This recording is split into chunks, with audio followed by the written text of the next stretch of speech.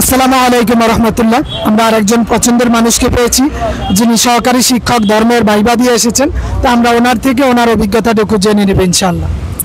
আসসালামু আলাইকুম, আমার নাম জুবায়ের আহমেদ, আমি নেত্রকোনা থেকে আসছি। আজকে আমার ভাইবা পরীক্ষা ছিল, তাই আমি প্রথমে সালাম দিয়ে ঢুকলাম। ম্যাম আমাকে জিজ্ঞাসা করলো আমি ফাজিল করেছি না কামিল করেছি। আমি বললাম আমি কামিল করেছি। ম্যাম পরে আমাকে জিজ্ঞাসা করলেন যে কত সালে কামিল করেছেন, আমি বললাম 2018 সালে। পরে সাথে একজন হুজুর ছিলেন, উনি আমাকে প্রশ্ন থেকে, আমরা যে লিখিত পরীক্ষার প্রশ্ন ছিলাম সেখান থেকে হাদিসটা অনুবাদ করতে আমাকে বললেন। হাদিসটা সুন্দর মতো আমি আলহামদুলিল্লাহ অনুবাদ করতে পেরেছি। পরে আমাকে উনি গায়রে মুনসারিফের সওয়াব জিজ্ঞেস করলেন, আমি 9টা সবই ভালোভাবে উত্তর দিয়েছি। আলহামদুলিল্লাহ আমার পরীক্ষা খুবই ভালো হয়েছে।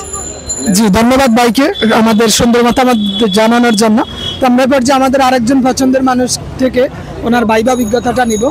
আপনি কোথা থেকে? আসসালামু আলাইকুম সুপ্রিয় ভিউয়ার্স, আমি আরতম নিবন্ধন ভাইবাতে আসছি। ইসলাম শিক্ষা সহকারী শিক্ষক, খুলনা থেকে আসছি। আমি প্রথমে সালাম দিয়ে ভিতরে ঢুকি। 7 নম্বর বোর্ডে ছিল আমার ভাইবা, আলহামদুলিল্লাহ ভালো হয়েছে। প্রথমে ঢোকার পরে আমার নাম জিজ্ঞেস করে, এরপর কোথা থেকে পড়াশোনা করেছেন আমি বলার পরে বলে যে সিয়াসিতটা কি, সিয়াসিতের গ্রন্থগুলোর নাম বলতে বলে।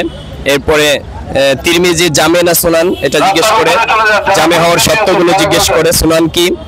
এরপর হচ্ছে গিয়ে আমি ফিকা থেকে যেহেতু পড়াশোনা করছি, তখন উনি এর আগে বুখারী শরীফের পূর্ণ নাম জিজ্ঞেস করছিল। তারপর হচ্ছে গিয়ে ফিকা সম্পর্কিত কোরআনের আয়াত, এরপর হচ্ছে গিয়ে মাযহাব সম্পর্কিত কোনো দলিল আছে কি, ইমাম আবু হানিফাকে কে কারাগারে নিয়েছিল, এরপরে উজুর ফরজগুলো, উজুর সুন্নাতগুলো, এই ছিল আলহামদুলিল্লাহ। মাশাআল্লাহ, ওনাকে অনেকগুলো প্রশ্ন করেছেন, ধৈর্য সহকারে জবাবও দিয়েছেন।